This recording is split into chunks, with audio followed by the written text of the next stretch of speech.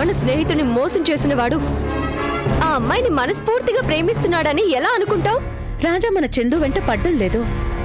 ఇదేగా వద్దు వద్దు అన్న ఆ రాజా చుట్టూ తిరుగుతోంది. ఎలా ఉన్నాడమ్మా? ఎవరితను? నీకు నచ్చితే మన ఇంటికి అల్లుడు.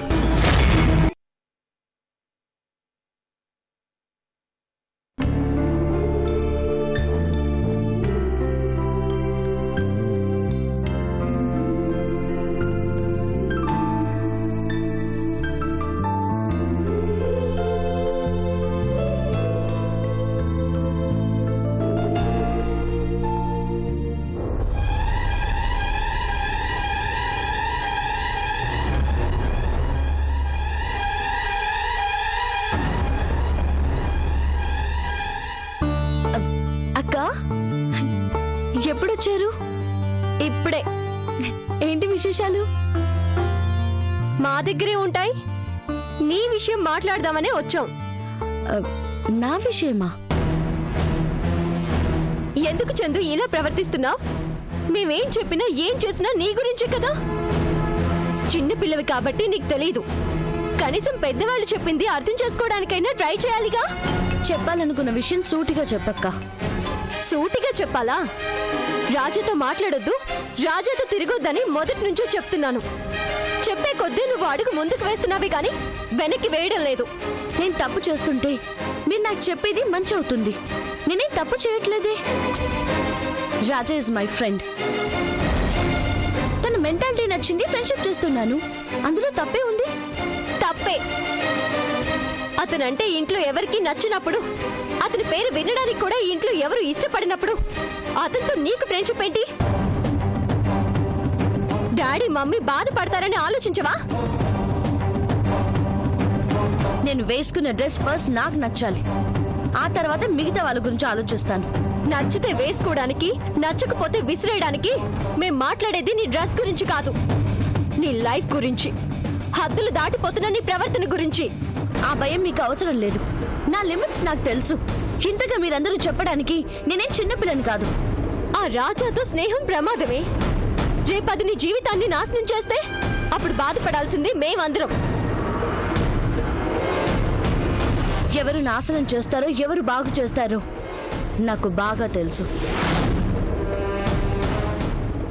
ఏంటండి మీరు అదలా మాట్లాడుతుంటే ఏమీ మాట్లాడరే? బావగా ఇది తప్పు అని చెప్పాల్సిన బాధ్యత మీకు లేదా? నేను మాట్లాడతాను, నువ్వు 10 నిమిషాలు బయటికి వెళ్ళు.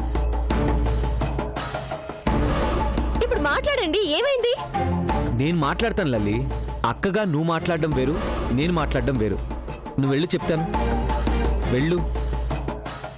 చెప్పండి, దీనికి బాగా అర్థమయ్యేలా చెప్పండి.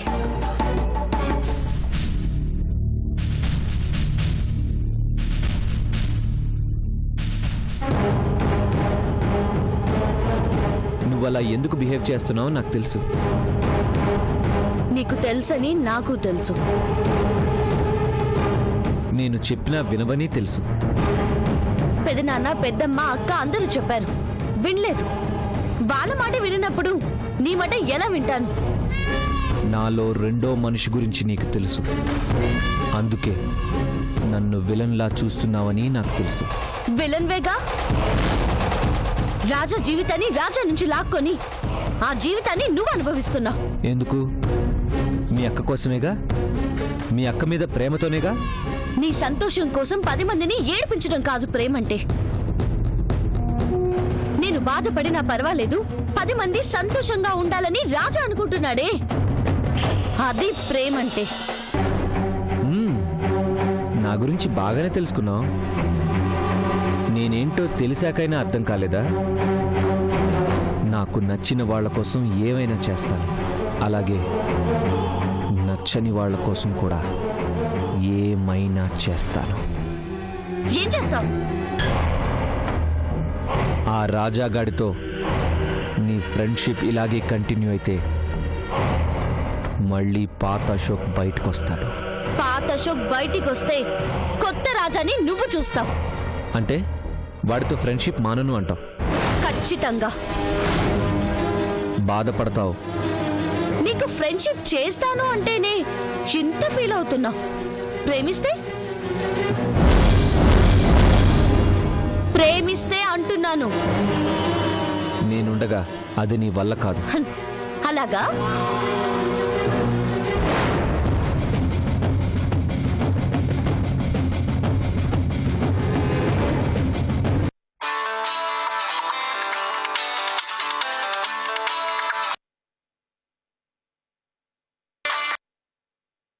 హలో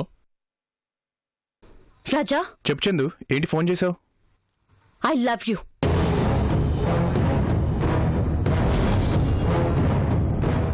ఏంటి? I love you.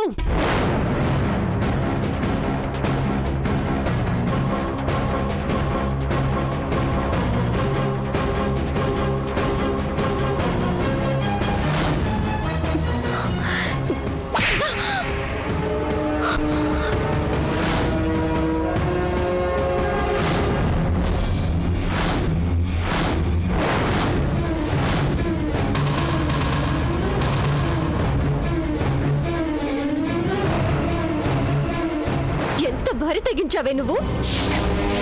మేమేది జరుగుతుందని భయపడుతున్నామో అదే చేస్తున్నావుగా. ఏమనుకుంటున్నావే నీ గురించి నువ్వు? ఆ రాజా వలన నేను పడిన బాధలు చాలవా? కొత్తగా నువ్వు తయారవుతున్నావా? తనంటే పడదు, అతని పేరు కూడా వినపడకూడదు అంటుంటే అతనికి ఐ లవ్ యూ చెప్తావా? నిన్ను లల్లి, ఏంటండి మీరు అదలా చేస్తుంటే మాట్లాడరే? చిన్నపిల్ల అని ఊరుకుంటే అందరినీ ఎదిరించేంత పెద్దదైపోయింది ఇది. రాజాకి ఐ లవ్ యూ చెప్తుందా? దీన్ని ఛీ! నాశనం అయిపోతావే. అతను మాయగాడు. మాటలతోనే మనుషుల్ని నాశనం చేస్తాడు, జీవితాలతో ఆడుకుంటాడు. అలాంటి వాడిని ప్రేమిస్తావా? నిన్నేం చేసినా పాపం లేదే. లల్లి, నా మాట విను పద. నేను మాట్లాడతాను కదా. వినదండి, అది ఎవరి మాట వినదు. తన జీవితం నాశనం అయ్యేదాకా ఇది ఆ రాజా స్నేహం మానదు. లల్లి ప్లీజ్, నేను చూసుకుంటాను పద. పదమంటున్నానా? దా పద లల్లి, పద.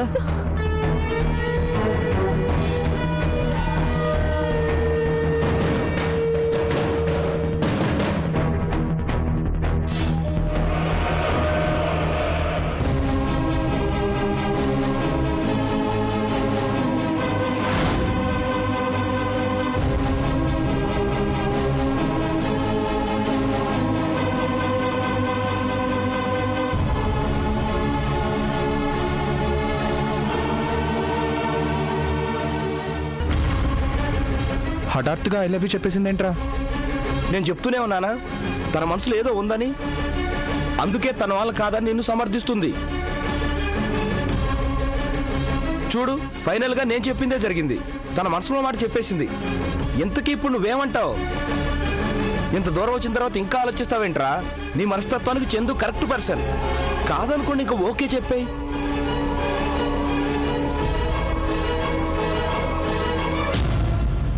చెప్తాను, కానీ చందు మీద ప్రేమతో కాదు. అదేంట్రా? లలితను ప్రేమించానన్న ఒక్క కారణంతోనే కదా నా జీవితాన్ని నాశనం చేశారు. అందులో అశోక్ తప్పే కాదు, ఆ రామ్ ప్రసాద్ తప్పు ఉంది. అతని వల్లేరా మా నాన్న హాస్పిటల్ పాలైంది. అతని వల్లేరా మా నాన్న చనిపోయింది. పరోక్షంగా అశోక్ కారణమైనా ప్రత్యక్షంగా ఆ రామ్ ప్రసాదే కారణం. నా కూతుర్ని ప్రేమించే స్థాయా నీది అని ఆ రామ్ ప్రసాద్ ఎన్నోసార్లు నన్ను అవమానించాడు. నేను ప్రేమిస్తే తప్పు, మరిప్పుడు చందు నన్ను ప్రేమిస్తోంది. ఇప్పుడేం చేస్తాడో నేను చూస్తా. చందు ప్రేమతోనే వాళ్ళని ఆడుకుంటాను. అంటే చందు మీద నీకు నిజంగానే ప్రేమ లేదా? లేదు. మరి తన ప్రేమతోనే ఆడుకుంటానంటున్నావు? తన ప్రేమని సాయంగా తీసుకుంటాను. ఆ ప్రేమను అడ్డు పెట్టుకొనే ఆ రామ్ ప్రసాద్కి ప్రేమంటే ఏంటో తెలియచేస్తాను. నేను ప్రేమించాను కాబట్టి ఆ రోజు నా ప్రేమకి ఖరీదు కట్టాడు, మర్చిపోమని బెదిరించాడు. ఈరోజు నా స్థానంలో చందు ఉంది.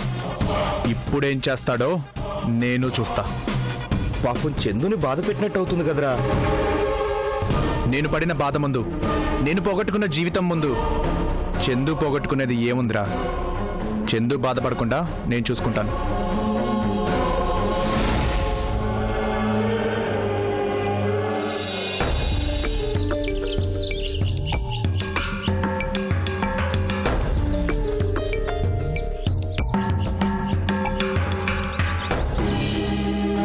సో ఆవేశంలో ఐ లవ్ యూ అని చెప్పేశావన్నమాట.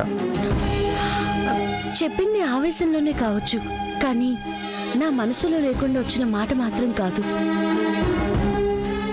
నిజంగానా? నీకు అబద్ధం చెప్పడం అంటే నన్ను నేను మోసం చేసుకోవడమే.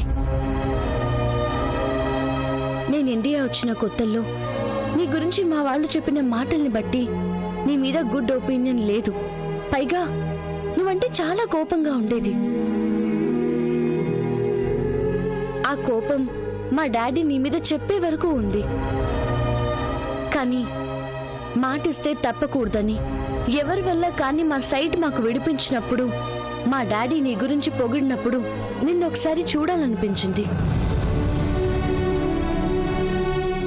చూశాక నీతో మాట్లాడాలని ఎక్కడో ఒక చిన్న అభిమానం మొదలైంది. ఆ అభిమానమే నీతో స్నేహానికి కారణమైంది.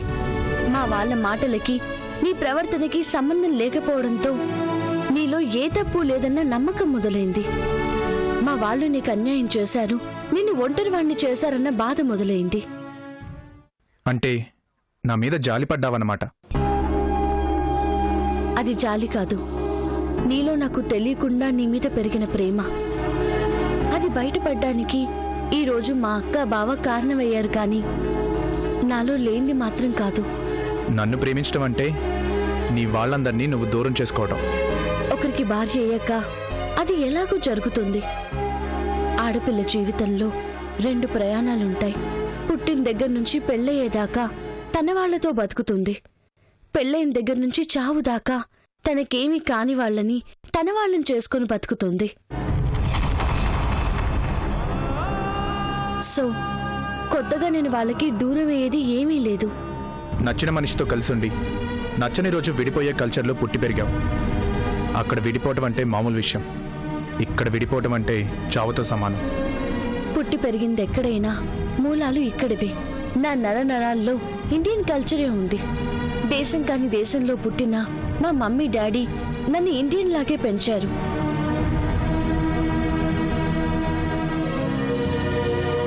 నా విషయంలో అనుమానం వద్దు. నీ విషయం ఏంటో చెప్పు. నా మనసులో మాట ఓపెన్గా చెప్పేశాను. దానికి సమాధానం చెప్పాల్సింది నువ్వు. చెప్పు, నీ మనసులో ఏముంది? ఎవరి గురించి నువ్వు ఆలోచించాల్సిన అవసరం లేదు. మా పెద్దనాన్న, పెద్దమ్మ, అక్క, బావ వాళ్ళకి నువ్వు నచ్చాల్సిన అవసరం లేదు. నిన్ను కాదు అంటే వాళ్ళని వదులుకొని నీతో రావడానికైనా నేను సిద్ధంగా ఉన్నాను. నాకు నీ సమాధానం కావాలి. నీ మనసులో నేనేంటో తెలియాలి. చెప్పు రాజా, డూ యూ లవ్ మీ?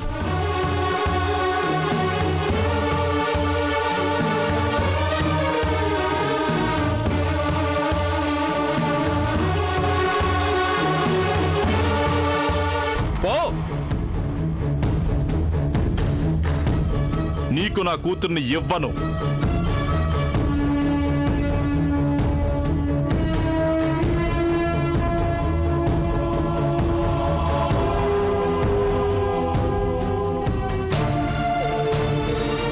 ప్రేమంటే ఒకరితోనే కలిసి వాళ్ళతోనే బ్రతకాలి, కలవలేకపోతే వాళ్ళ జ్ఞాపకాలతో బ్రతకాలి అనుకునేవాణ్ణి.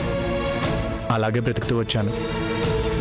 కానీ నువ్వు పరిచయం అయ్యాక, నువ్వు నాకు దగ్గరవుతున్న కొద్దీ ఆ ఆలోచన నాకు దూరం అవుతూ వచ్చింది.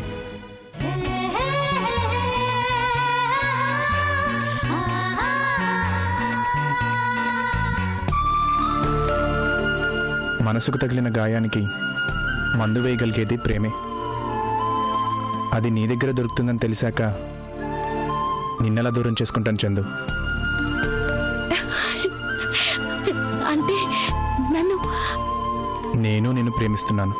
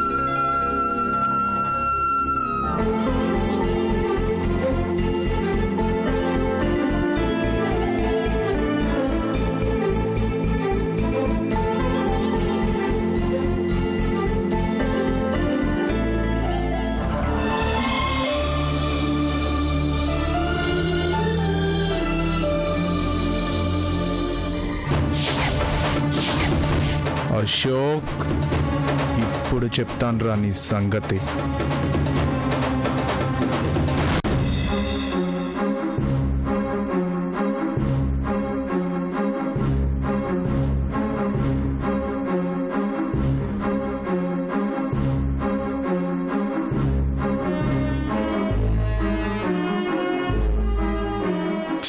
చిన్నపిల్ల అనుకుంటుంటే ఎందుకు తెగించింది?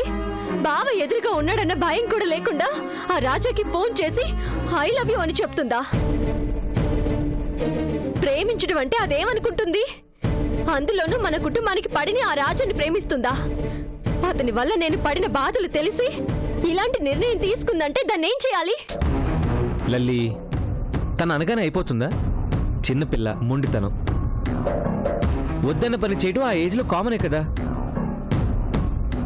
అయినా మనం దీన్ని అంత సీరియస్గా తీసుకోవాల్సిన విషయం అనిపించడం లేదు. మనం ఆ రాజాగాడితో తిరగద్దు అనడం వల్ల మనల్ని బెదిరించడానికి అలా చేసుంటుంది. నిజంగా తన మనసులో ఆలోచనే ఉంటే గుర్తొచ్చినట్టు అప్పుడు ఫోన్ చేయడం ఏంటి? కాదండి, మనసులో లేకుండా అలాంటి ఆలోచనే రాదు. దాని మనసులో ఆలోచన ఉంది కాబట్టి ఇంతమంది వద్దంటున్నా ఆ రాజాతో తిరుగుతుంది.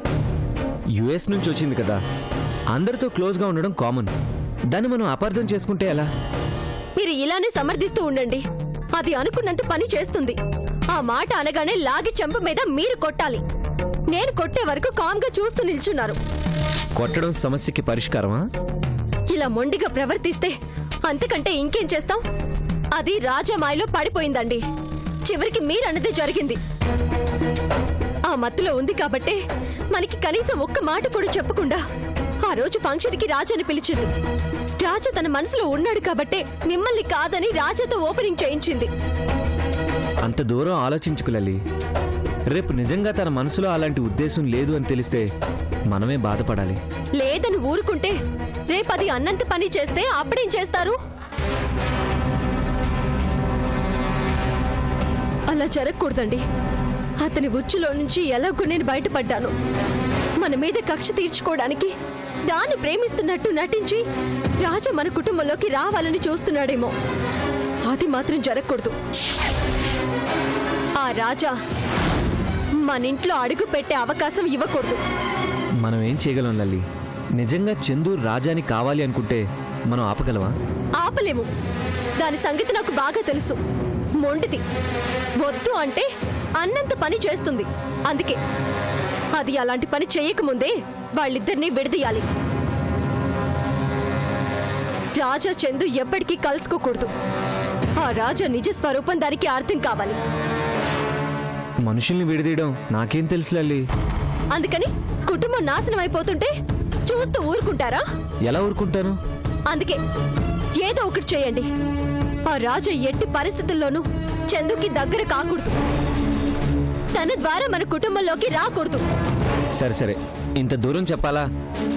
నాకు చెప్పావు కదా, చేత కాకపోయినా నీ కోసం, మన కుటుంబం కోసం వాళ్ళిద్దరూ విడిపోయేలా చేస్తాను.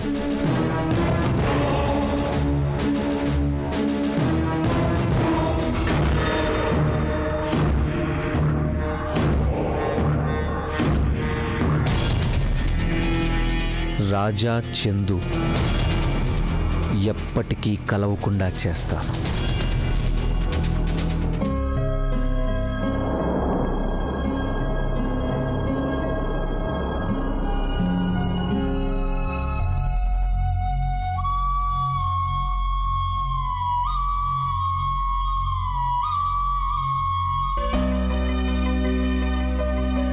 ఏంటి చందు ఇక్కడికి తీసుకొచ్చావు? ఈ హాస్పిటల్లో ఒక ఆవిడ ఉంది. జస్ట్ ఆవిడని చూసేసి వెళ్ళిపోదాం. ఎవరు చందు? ఎవరన్నా తెలిసిన వాళ్ళ? తెలుసు అంటే తెలిసిన వాళ్ళు, కావాలి అంటే కావాల్సిన వాళ్ళు. పద.